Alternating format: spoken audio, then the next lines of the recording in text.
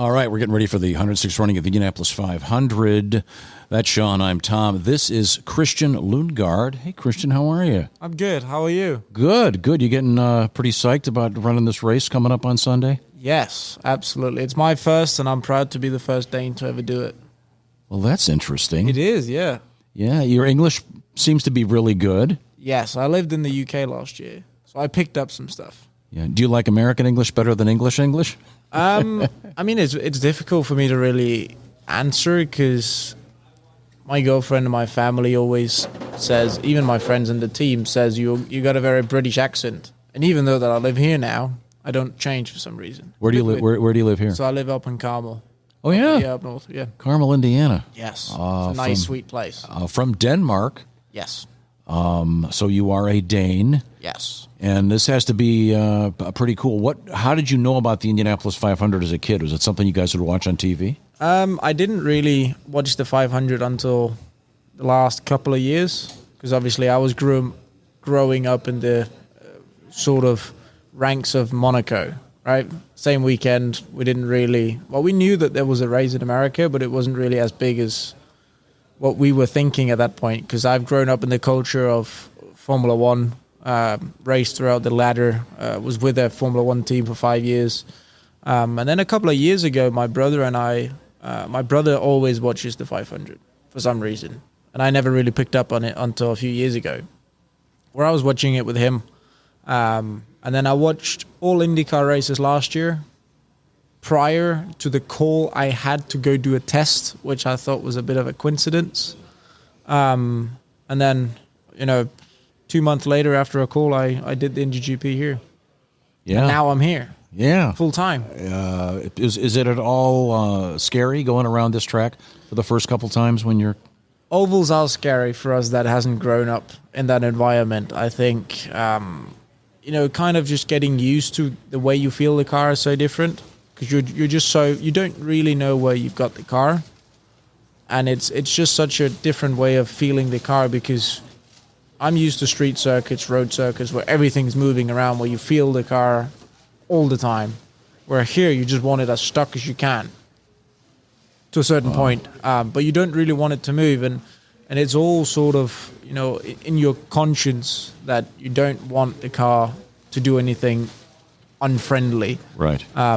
And as a rookie, that's very difficult to come in and be quick, because you don't really know what to ask from the car. You don't know what you need and what you want, because you've never really had any experience with it. But I got to do the Texas race earlier this season, which I was very happy to have had that experience before going to Indy. We weren't as quick on quali pace as we wanted to be, either here or in Texas, but we know our race car is a lot better. So. Yeah. Did you know who David Letterman was prior to? Yes and no. I didn't. I knew him by name. Couldn't really put a face on him, which is a bit weird. Yeah.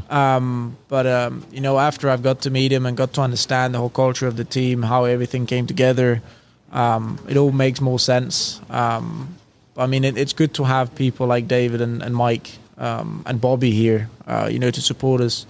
I saw Bobby this morning. It's like seeing some old Formula One driver for me, because that's the people you look up to. And I haven't grown up in the American culture. I don't necessarily know who's in the history books.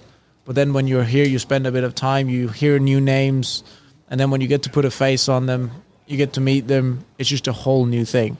Yeah, Bobby Rahal's sculpture is on the Borg Warner Trophy. That's his face there. He won it. Exactly. Many years ago. In 1986. I only know that because, I knew it before, but I can only remember it because I just spoke to Graham about it. But, he, like you said, he won the Indy 500, and that's what he's known for, not for the championships he's won. That just shows how much this specific race means. And imagine showing up as the first Dane to ever race and then win it in your first shot. That would be pretty amazing, right? That'd be very cool. Yeah, let's do that. Your brother will be very happy watching. Is he watching from here, or is he... So he flew back home on Monday after the GP here. So he was with me for just over a month and a half. He came for Long Beach, stayed for Barber and the GP, and then he flew back home. I'm sure he'll be watching, wishing you the best. He definitely will. Yes. Yeah. Will is the race on live? Denmark? Yeah, Denmark. Yes. Yeah. So I probably won't really have time to do it here because I'm now competing in the 500. But what we used to do, for me especially the last couple of years, I raced in Monaco last year. But what we would do is we would watch the F1 Grand Prix and then basically just switch channel as it was done, and then the race would literally start here. So you just watch the champagne spray and then switch channel and then green. And So you were what with is it? Alfa Romeo, is that right? I know Alpine. Alpine. I'm sorry. So when I joined the team in 2017 with Renault, and then last year they changed to Alpine. What's the time difference? 6 hours? Yes. Okay, so when does the race start? More or less? 12:30. Yeah. Okay. So Right. it's, this 12:45 race is green. 12:45 green. Green. Yeah. 12:45 green. oh, it's a nice evening in Denmark. Exactly.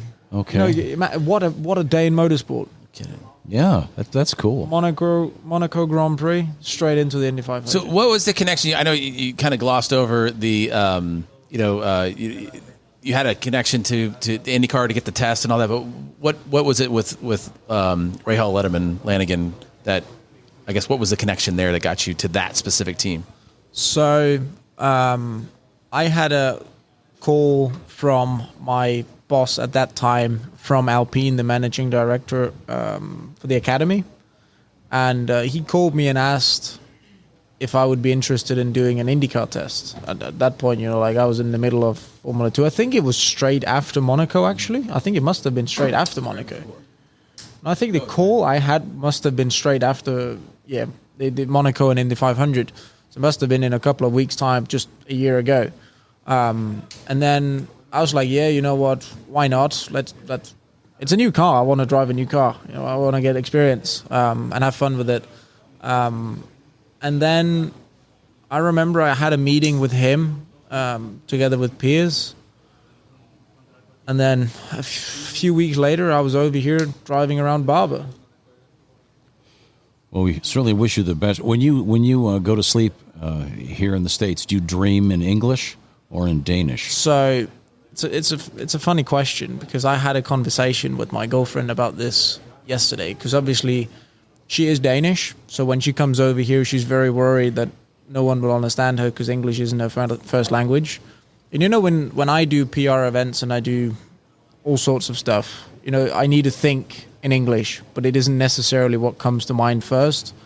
But in any other situation when I'm just, myself and I just have a casual conversation, I think in English, even when I'm with myself, which is a bit interesting. But it's the language I've basically spoken the most for the last 8 years. So you probably dream in English then too? Most likely, yeah. I mean, I haven't really paid attention to it.